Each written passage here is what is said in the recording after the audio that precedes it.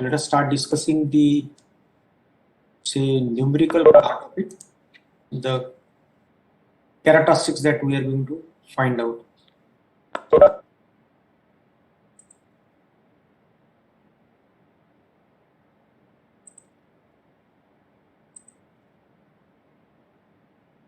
So what we have studied in the earlier class is the static characteristics, and then we have said that the static characteristics are very important to know the behavior of the measurement system, which was used for measuring the status of the say phenomena under measurement. And we have seen a number of the static characteristics which are going to have more or less steady input that is supplied to the system. Let's understand now the characteristics and example. You try to recall this with your experiments that you have studied. Into the experiments, we have found that we have applied to certain measurement system, let it be the force measurement system or torque measurement system. We applied some input signal to that. The signals were varying with respect to time. The input signals were varying, and we have found how the measurement system is going to respond to it. When we are going to apply sufficiently stable input, say for example force. The first instance we are going to apply weight of 500 gram or 200 gram or 100 gram, whatever it is, then we are adding it in increment fashion and we are going to find out response. So in this case, if the input is not changing with respect to time or is going to be a fair constant with respect to given time, we call that as the static characteristics calibration. So the very simple method of doing the experimentation for any of the experimentation can be, say we apply I think we have discussed this in very short in the last lecture, that there can be some standard input. Say in the process, we apply the similar input to the instrument or the measurement system, and then we find how the system is going to respond. So you can take example of say a vernier caliper or say micrometer screw gauge, and where we are going to apply some standard input to the micrometer screw gauge, that is used in the metrology. I think this experiment you have gone through. So when I am going to apply some input to this, a standard same input is applied number of time, and then we are going to take the measurement. Say for example, this is a 15 millimeter long block applied between the two, and then we are repeating this for n number of time. Let us say the first time the reading is here, second, third, fourth, and so on. Then we are going to have the readings. The reading might be spread about the particular value. This is the one set. Now the similar experiment can be performed for measurement of temperature, or measurement of pressure, or measurement of the volume, or measurement of the flow rate, right? So in this one, the same input will be applied number of time, and then we are going to comment on how accurately the measurement is given by the system, and we want to find out how the response of the system is there against the static characteristics. Then the second example is when we are going to apply the variable input. Say the first input, the constant input for n number of times. Then the second condition, that's what we had discussed in the last lecture.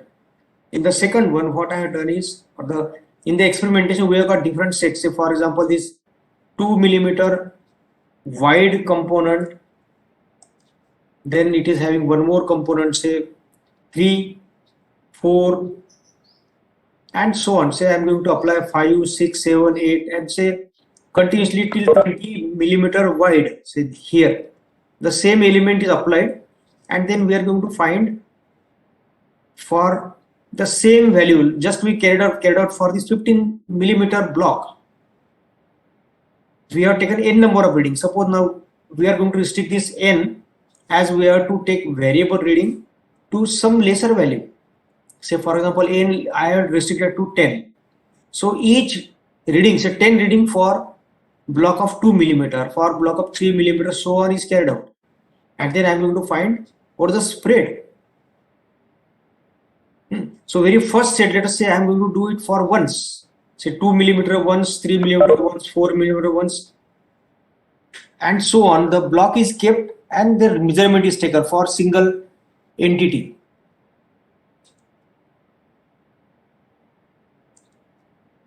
Let's hold on.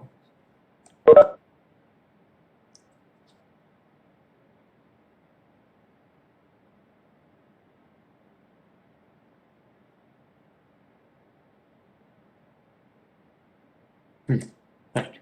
So the number of times, let us say it is going to show for 2 millimeter reading, that is found out. Say for example, it is input is true input is here, and here is the value shown, the output, the reading shown by the instrument made by pressure measurement or a temperature measurement. See why I am taking this simple experiment from metrology, because it is very physically possible to find to know the input. Say that is 2 millimeter block, 3 millimeter block, and so on.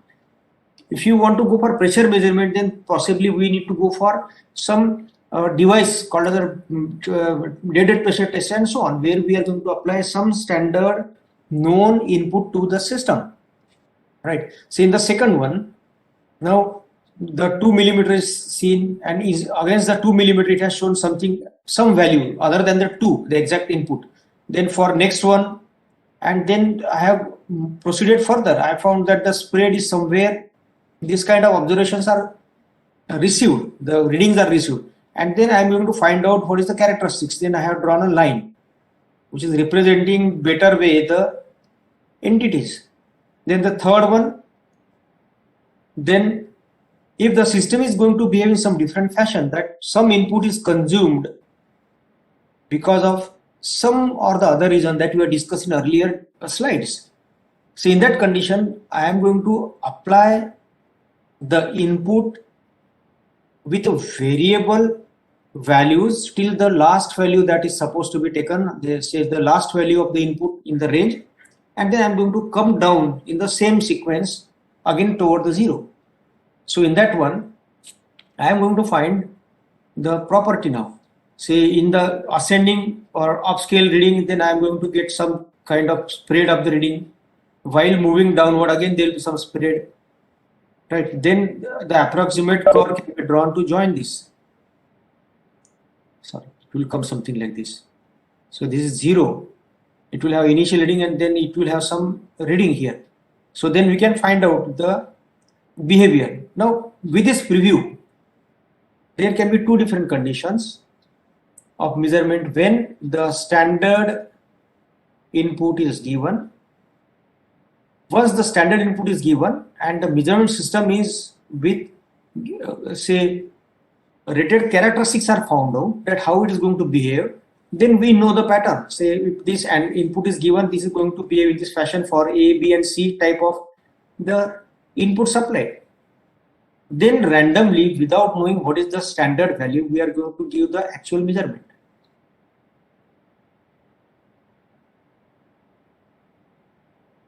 Okay. Now the actual measurement is without referring any standard value. So here the very difference is we do not know what is the input given. Say in this case it was known that block of 2, 3, 4, 5 and so on millimeter width is applied to the micrometer, or say temperature, given temperature or given system, the temperature thermal gradient is applied, which is as good as a 2 degrees Celsius, 3 degrees Celsius, 4 and so on. It is not known here. So when we are going to perform the actual measurement, it will be very in close association with the characterization we carried out in process A, B and C. We are going to give the behavior of the system. Then again, after some usage, say for example 1 month or say 1 week or some precise usage, again we go and apply the standard input. That is what is a very general understanding of the static characteristics and error estimation into the mechanical measurement devices. Right. So this was something that we are going to bridge with the earlier discussion till this point of time and the discussion that we are going to carry out onward this slide. Any difficulty understanding this? Please let me know.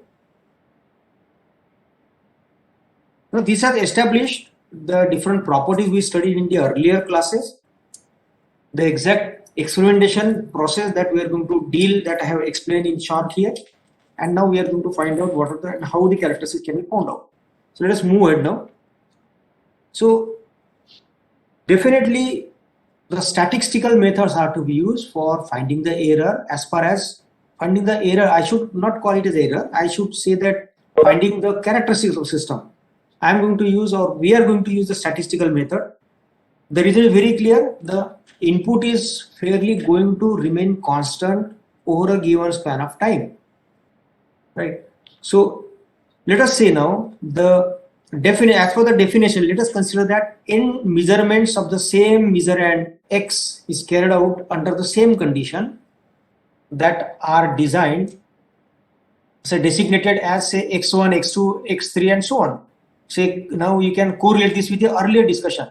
What I said that the 15 millimeter block is taken for measurement using the vernier caliper, and I have taken X1 is the very first measurement, X2 is the second measurement, and the 10th measurement I have taken the same measurement 10 times, so it becomes Xn.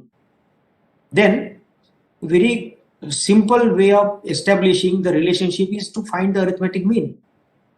So arithmetic mean is the most used estimation of the measurement result, may be in the block 1 of earlier slide.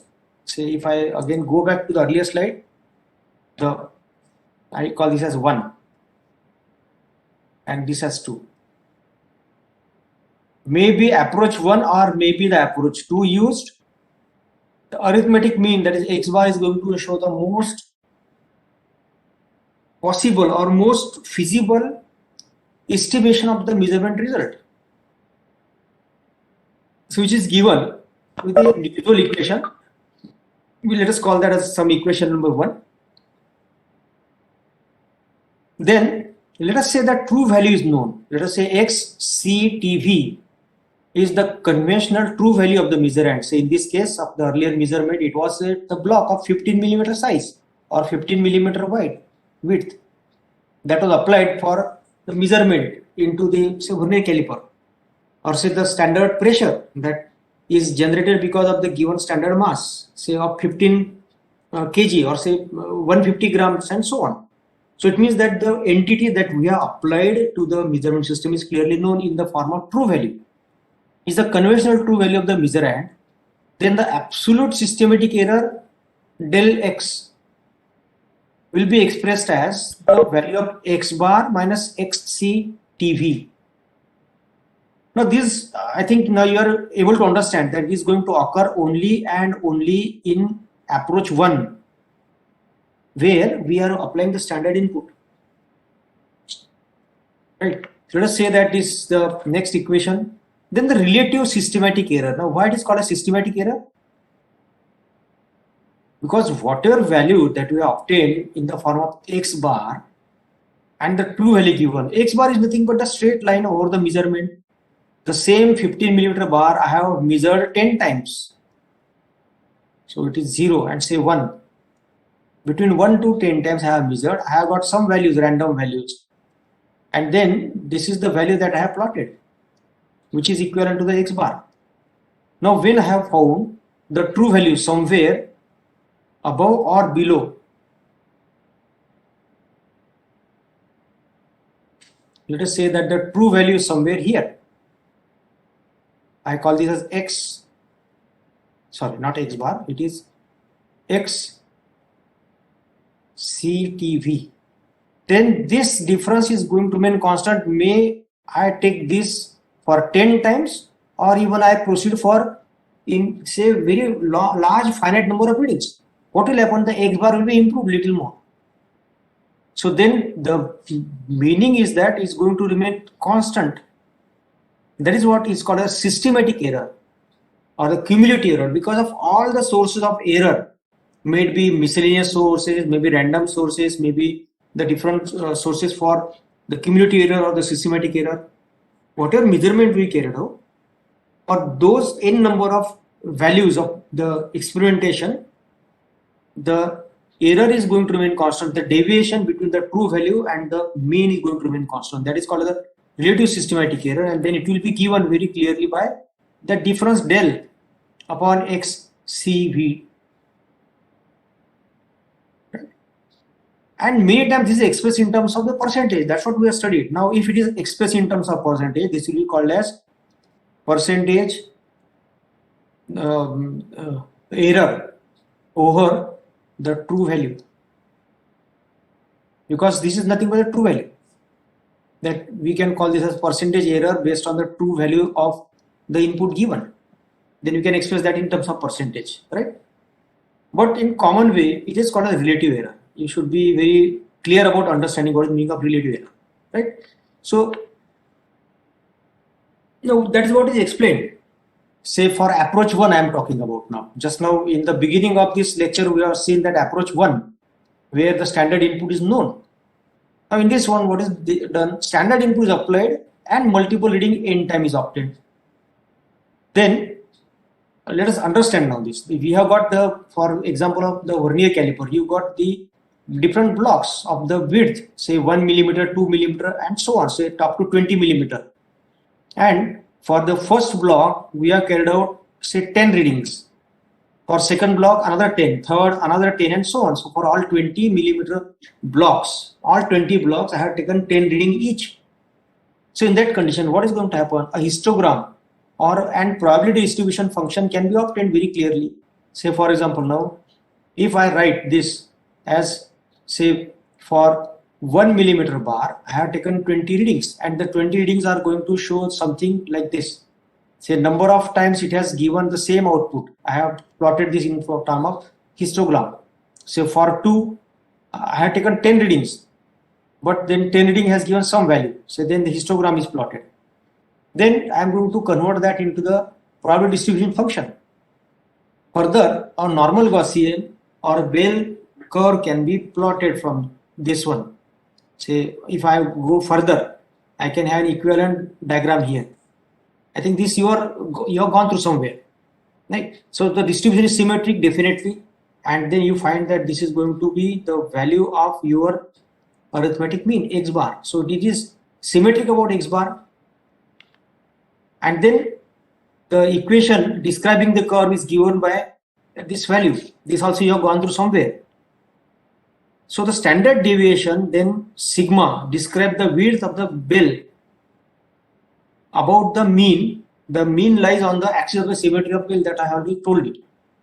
The higher standard deviation, say very common, very general observation that as the value of sigma goes on increasing, we find the error is, the larger error is most likely to occur in between.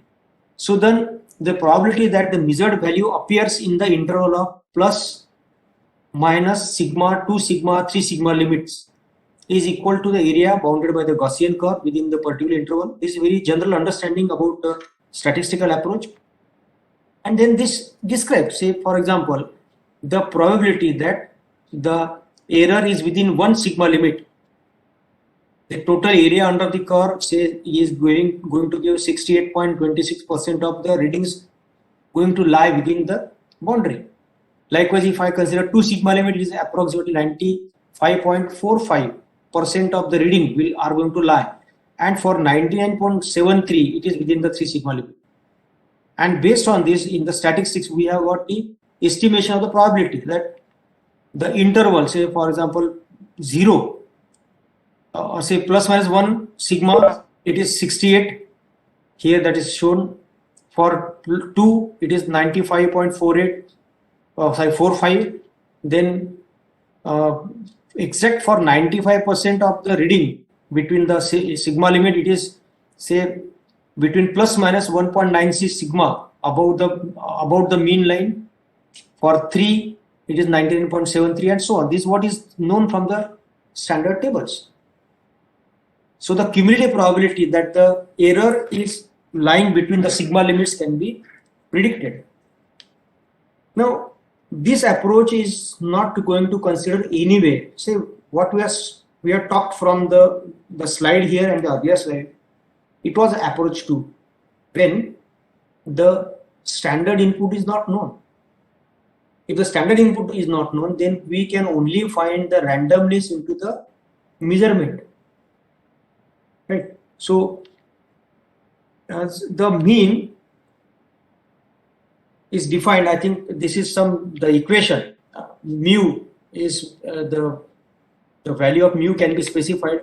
So the estimation of the mean mu for the set of measured value of x1, x2 and xn used in practice is given by the arithmetic mean, and that is what we always seen in case of the same approach, that is approach number 1. This equation we have seen earlier, the very initial slides. For approach 1, very simple prediction of what is the true estimation given by the mean line. The variance of the random variable measured quantity is given by sigma square. Further, the empirical variance in the estimation of the variance will be given by this equation. This also you have gone through somewhere. So I am not discussing anything of this. We are only interested in looking after how the statistical tools can be used for finding the property of the measurement device or measurement system, right? So estimation can be given with the equation S. This also you have gone through. Now let us speak about the approach 1 and approach 2. In the approach 1, we are knowing clearly the standard input, and if I call this as the known value or the XCTV, true value, I call this as true value.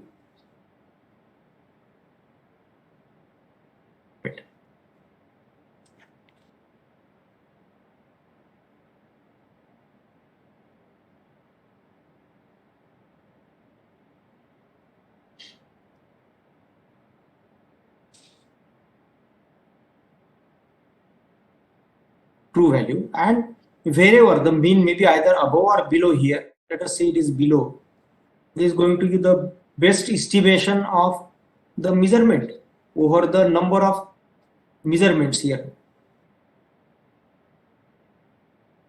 So in this approach 1, we are knowing clearly the error that is going to remain constant here. If I show this in this format here, if I draw the hatch lines, then this is going to the measure of the systematic error or the cumulative error that is going to occur in the measurement process. Whereas approach 2, whatever are the values that I am going to get, because true value is not known, the spread will be somewhere above the mean line, and then this will speak about the error, that is the random error above and below the mean line. Right? So when we say that the random error is there in say approach 2 or even in approach 1, the random error does not have any consistent effect on the group of the measured data. That is what is seen here.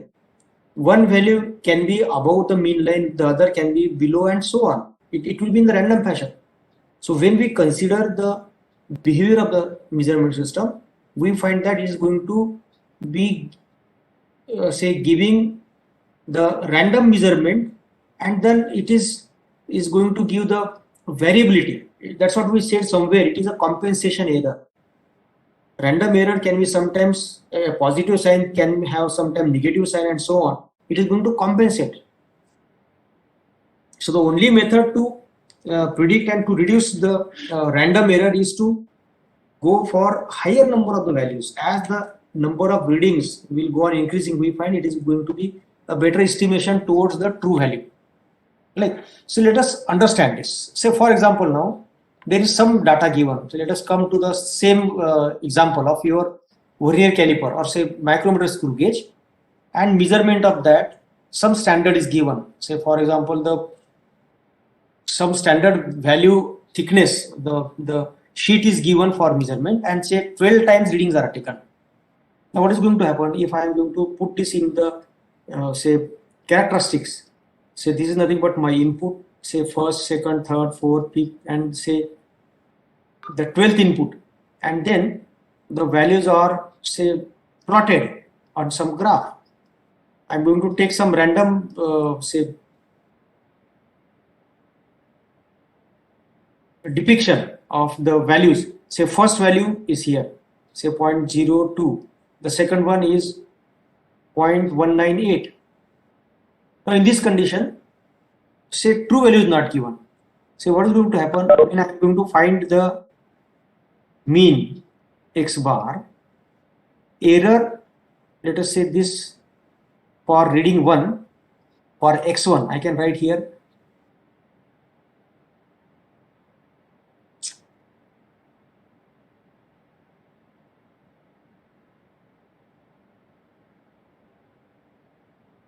error for reading 1 will be equal to say measured value minus the the mean value and the measured values, the actual measurement, say x1. Similarly, error for reading number 2 can be found out, and so on. So it will be simply the difference between the measured value minus the mean. Then this can be given as the mean or say best estimate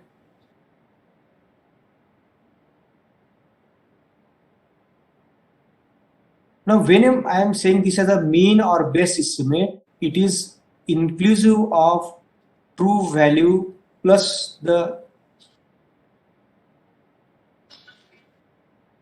systematic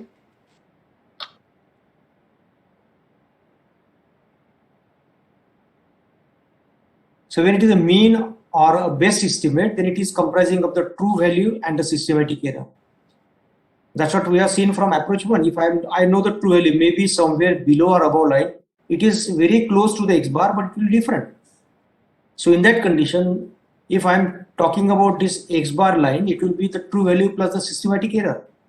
Then this is going to give the randomness into the measurement above and below, above and below the true line. So it is nothing but a random error. So I think you first of all get a clarity that a random error is nothing but a difference between the mean and the measured value or the measured output given by the measurement system. So in this way, we can find out all the 12 random values of the prediction given by the instrument. Now, when we think of the next property, say what we have studied is the accuracy now. So this is nothing but the accuracy of the system. relative error, there just now we have seen in the previous slide, relative error is nothing but the value of the error over the true value. It is called a relative true value error, or the true value error, percentage true value of error, and so on. If with the approach 1 or the calibration approach, we know that the true value, the range is given, the input that is going to be taken by the instrument is from 0 to suppose 25 millimeter thickness, then we know the full scale reading. So same error can be expressed in terms of, say, percentage of full scale reading will be equal to, say, del E, but it's now full scale reading in terms of percentage. This first prediction. The second one, continuing with this, or the accuracy over true value will be given as the error, relative error upon the true value times, we will convert that in percentage. Say this is nothing but expression 1b, if I call this as 1a. So this is nothing but the accuracy that is obtained. Now this is holding true for each and every measurement. Measurement 1, 2, 3, 4 and so on. But when we are thinking of the overall accuracy, I think any doubt in this one? This is now applied for single measurement. I can take any measurement. Say if it is asking question that find the FSR and true value percentage accuracy for 8th reading, say somewhere here, 8th reading here. So you can find out the same thing for this notings. But when we speak about the accuracy of a complete measurement process, that is the range between, say, 0 to, say, 20 millimeters. For example, last reading can be of 20 millimeter value. We are not taking it here. But if the total measurement that can be taken by the vernier caliper or by the temperature measurement device is, say, 20 degrees or 20 millimeters and so on, then the range is known. So in this one, what is required that we find this kind of error for over the range, and wherever the maximum error occurs above and below the line, that is found out. Say for example, now maximum error occurs at somewhere at error number 4. Let us say it is E max. Once the maximum error is known, we can say that maximum error on plus side is E4 and maximum error on the minus side suppose is E7, let us say. Randomly I am talking about. Let us say this is the measurement 7, the 7th in measured value, or X7, and here I find the minimum error. So the accuracy, maximum accuracy of this measurement device will be equal to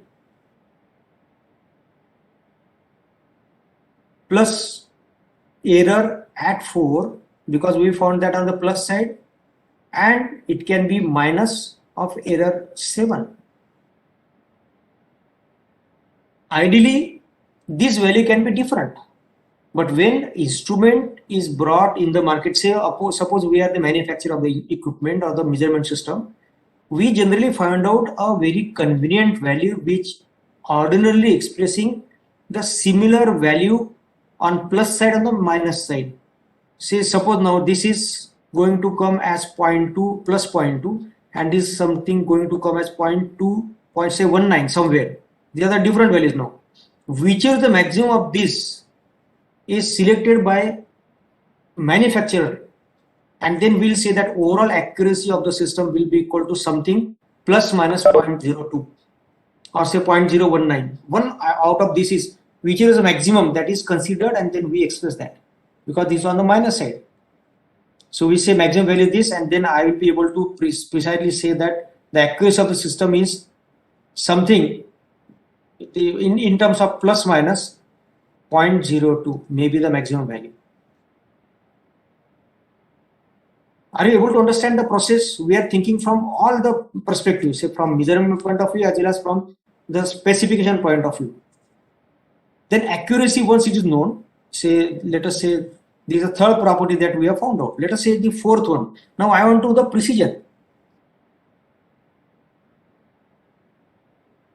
Now let us say that this is the case number 1, where I am very clearly knowing the true value. If I show the true value, I show that with different colors so that you will be able to identify that this is approach number 1. Let us say this is the true value. shown by some dotted line. Right? Once the true value is known, what is our observation? That the difference between the true value and the mean is going to remain constant for the number of the measurement that I am going to take. Say xn, I am taking n number of measurements or n number of experimentations for knowing the value. For almost all n number of measurement, this is going to remain constant. And what is our definition for bias? We said that it is, say, from the definition, say this is the true value now. I found that reading number 1, 2, 3, 4, 5, 6, all readings are very close. And that is seen throughout the measurement. Then I say that this is more precise. So precision is nothing but closeness to the true value, and that closeness is maintained throughout the experimentation. So this precision is very easy to predict in case of method 1, where we are knowing the true value very clearly. But if it is not given, a true value is not given, then it becomes difficult to have the precision. Say this is now fourth property that we have found out. The accuracy over the full scale or the true value, then the accuracy of the instrument, overall accuracy of the instrument. Precision will be then difference between the x true value minus x bar. So this is going to remain constant. That is what is the precision. But for the approach 2, when the true value is not known, it is very difficult to predict, because now what is we get as a deviation above and below x line, that is the randomness into the measurement. So that is very difficult to find out. Precision is not easy to find out if it is not the true value given. So generally precision is obtained with respect to the true value. Right, so accuracy, precision, then we can find bias. Now for knowing the bias, we need to start the input from 0. So this cannot be the approach A. I think you recall approach A, same input, number of readings. Approach B, we are varying the input and then we are taking the number of readings. So approach B will be possibly used. Then to know the bias, the fifth property, we are going to find out the output given by the measurement device against the input, so that the very first say reading that is given for the input, say I am going to change the input, say first the block of 1 millimeter is applied, and we find that is not, say in this case very small input is given. It's very small actually, because the block of 1 millimeter thickness is something that we can find it tangibly. If probably I am going to give the very thin sheet of 0.01 millimeter thickness, your device may not be able to even sense for it. I am going to increase thickness 0.02, 0.05, then 0.1. Let us say now the vernier caliper is going to respond some kind of deviation on the scale. If it is digital then, or if it is a pointer one, we find that it is going to show something for 0.1 millimeter thin plate that is introduced in between, or thin sheet introduced in between. Then we find that this is the bias. I am talking about, say, sixth property first. That is a dead band. Say till 0.1 thickness given, or say 0.1 degrees as a temperature gradient given, it is not going to show anything on the output. So then this is nothing but a dead band. And dead band also is going to be equal to the seventh property, that threshold. So threshold and dead band can be found out as 0.01. Now on the bias, I am going to apply precisely a very zero input. Say for example, now vernier caliper or the micrometer screw gauge, I am going to bring the jaws very connected to each other. Say fixed jaw and the movable jaw are touched in the proper fashion, and then I am going to see the reading. on this scale, graduation scale, I find that it is showing a non-zero value. For zero input, it is showing display, or the interpretation is a non-zero value. Then we should say that whatever value shown, that is the bias. So suppose that is going to show 0.01 mm, even if the jaws are in connection with, that is a bias. Then the property number 5. So it is the very first reading that has shown. And then this is more or less found in the measurement system by having multiple readings. Say for example, now the first reading, second, third, fourth, fifth, and so on, I have taken the reading and I have drawn the line, maybe because using the regression analysis, and I find that line is not touching with a 0. So this is what is the output shown. For 0 input, it is not, say it should touch to the 0, it should pass from 0, it's not passing. So it means that it has got some reading as the initial display through the system. So this is what is the bias. So this also the bias. Now please let me know, are you able to understand this? A very simple way how we are going to find the values, the use of the statistical techniques.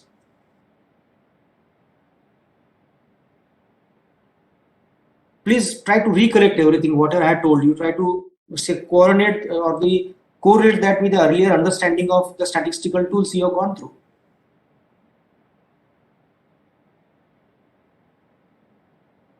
Now this is the methodology B that I have applied here. Now let us come to the next property, property number 8. That is the say hysteresis. Then for hysteresis, I must have the hysteresis for the input and hysteresis for the output errors. To know this, I must apply the readings on the upscale side. Say from the 0 to the 50 millimeter, I apply all the blocks to the vernier caliper, or say 0 to 50 bar pressure I apply to the system, and then I start going down. From 50 again I am coming to 0 bar, or for 50 millimeter to the vernier caliper or micrometer screw gauge, again coming back to the 0 value, and then I find what is the behavior. So let us say that the behavior, please pardon me, I am going to use the single sheet only, so that is the reason you will not be able to have the larger space given for each one of the element that is discussed here. Say upscale reading, I have reached to the maximum value of say 50 bar for a pressure measurement device. Then I am going to come to the reverse way. The readings are shown. This is for downscale reading, upscale reading and downscale reading. Then I can find out the minimum value, that is, this is the error for the threshold value for the input, and this is the threshold value for output reading. If I am going to take the other value, this will correspond to the downscale reading. So this is for upscale reading, this is for the downscale reading. I call this as A. For upscale reading, input hysteresis for upscale reading is A. Input hysteresis for downscale reading is B. Similarly, there can be say output hysteresis for upscale reading, let us say C, and similarly I can have one more here coming down, the value D. Then this is the hysteresis for downscale output reading. I think this is very simple to calibrate. Once you get the graph, you can find out the values, and then the best estimation of this entity, or the base estimate for the system performance can be given by means of the line that is going to be indicating the curve drawn out of the mean of this upscale and the downscale reading. Say for same reading, what is the value of upscale reading and downscale reading is found out, mean of that is found out. For the second reading, I will find out minimum, the upscale reading and the downscale reading, mean of this is found out. And then I am going to join the line between 0.1, 0.3, 0.4 and so on. Any difficulty in understanding the regarding the hysteresis. Right. Then range and span of the instrument is very clear to know. Range, say for example, these devices or this measurement system we are using for, or is best suited for measurement of the pressure from 0 to 50 bar. We call that as a range of the instrument is from 0 to 50 bar. Say 0 to 200 millimeter for vernier caliper. Say for temperature measurement, thermometer can be used. Say doctor's thermometer is for a very small range, say 5 to 10 degrees Celsius range. Say between 35 to 45 degrees Celsius. Or in terms of Fahrenheit, that can be converted, say from 96 Fahrenheit to say 105 Fahrenheit and so on. So this can be the range for the particular equipment. Then the span, the total reading, the difference of the maximum minus minimum will give the total span of measurement. The range of measurement is the first and the last value, span is in between. Any difficulty in understanding this, how we are going to use? Right. So now in regards with the element that you are going to find out from your experiments, I will tell you the values. I'll just go to the slide, then we'll again come back. Right. See, in terms of the experiment 1, that is a force measurement. What we are required to find is accuracy, precision, bias, hysteresis, and non-linearity. Now, for finding the true scale accuracy, you must know the true value. In the force measurement, the strain gauge that is used is for maximum capacity of 10 kg, that is 100 Newton. If you can take it down. True value for experiment 1. Same is the case with experiment number 2. For the torque measurement, same load cell is used. So let us take the true value here as 100 Newton.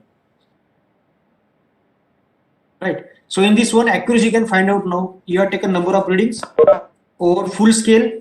So full scale will be, please pardon me. It's not a true value, it is a full scale reading. Say from 0 to 100 Newton will be the full scale value. Right. The true value, so I'll again repeat. True value is the one that we have put in the pan. 50 gram, 100 gram and so on. That is the true entity that you know. Whereas the full scale reading is the one that is the maximum capacity of the load cells. That is for experiment 1 and experiment number 2. Then precision you can find when the true value is known and the full scale is known. You can find accuracy or percentage full scale accuracy or percentage true scale. Precision you can find out now. Bias you can find out. Just now we told what is the minimum reading. It is going to show in the display even if there is zero input. You can find out bias. Now for hysteresis you are going to have upscale reading and the downscale reading. Now percentage non-linearity is the one.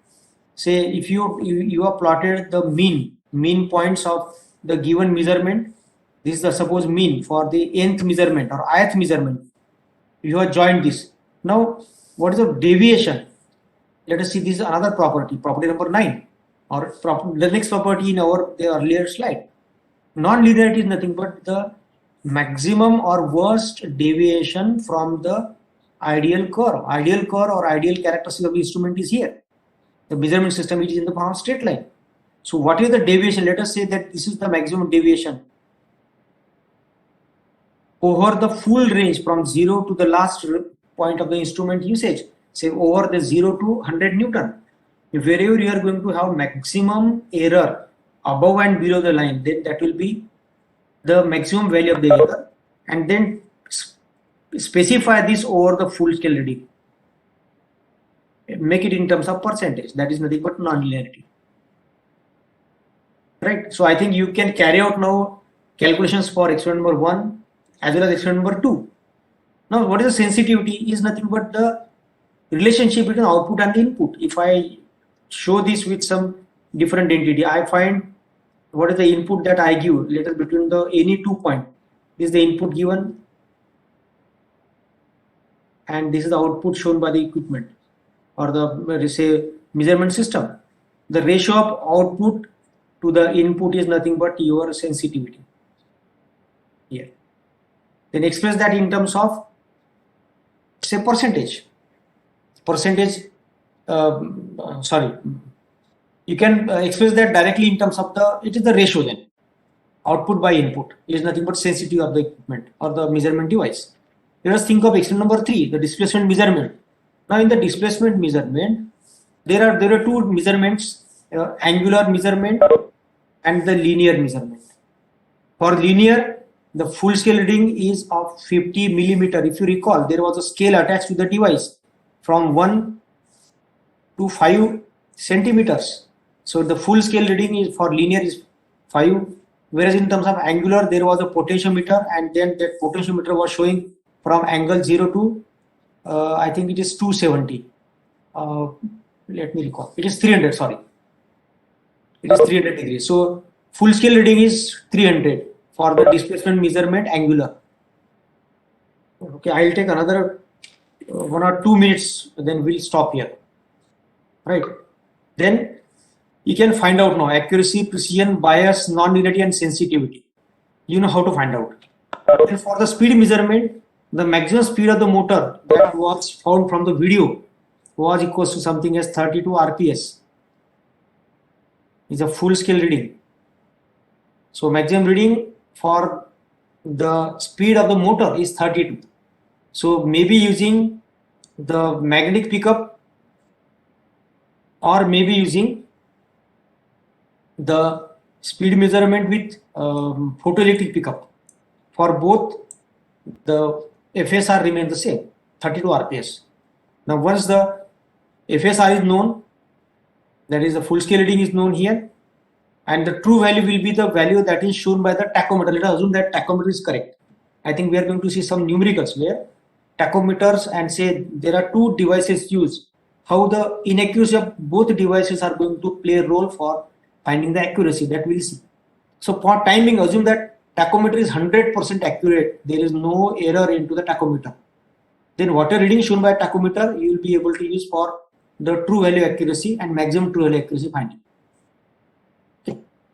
So now you are required to go for the calculations. So that I will be able to ask you to submit all the 4 experiments or all the 5 experiments in the group. So I think I have given group number 11, 12, 21, 22, 31, 32, and so on for all the 6 batches. So you'll be able to submit that in the next week. I will give some time, maybe 4 or 5 days I will give in between now, and then you will be able to submit the practicals on the respective practical groups, on WhatsApp groups. Okay. So any doubt till this point? I think we'll come back again. I have skipped some slides in between. I'll go to that slides again. Please go through these contents. There are many numericals into the different textbooks. You go through those. They are very simple to understand. And probably your test number 3 also will be based on this, the static characteristic calibration. Right, so that we'll conduct somewhere on Monday evening 6 o'clock, most probably, if you are, say, ready for. I think it is possible. Right, so we'll conduct that on Monday 6 o'clock. So I will restrict my discussion here. We'll stop for today. Thank you for joining.